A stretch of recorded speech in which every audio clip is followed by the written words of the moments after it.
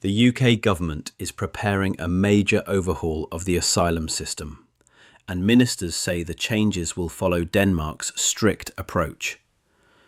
The reforms are being presented as a way to manage small boat crossings and bring what the Home Secretary calls fairness and control back to the system. But the scale of the plans raises serious questions about long-term security for people seeking refuge in the UK. Under the proposals, refugee protection would become temporary rather than a clear route to settlement. Status would be granted for around 2.5 years at a time, followed by repeated reviews to decide whether someone is allowed to remain. Only after roughly 20 years of continuous residence could a person apply for permanent settlement.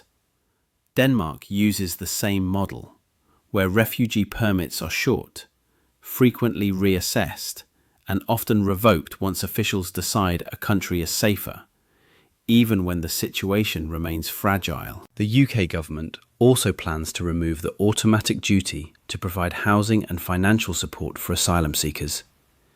Support would become discretionary, especially for people considered able to work. Ministers argue this will reduce hotel use and ease pressure on public services. Critics warn it will increase homelessness and hardship, pushing vulnerable people into unsafe situations. Family reunification rules are expected to tighten as well. Denmark already has some of the toughest conditions in Europe, including long waiting periods and strict income requirements.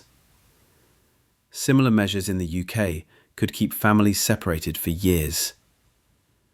Supporters say these reforms will deter dangerous journeys and reduce pressure on the system. Opponents argue that temporary status creates instability, harms integration, and fails to address the reasons people flee in the first place. What is clear is that this shift marks one of the most significant changes to UK asylum policy in decades. This is Sheppard Lens Media. Independent, unfiltered, human.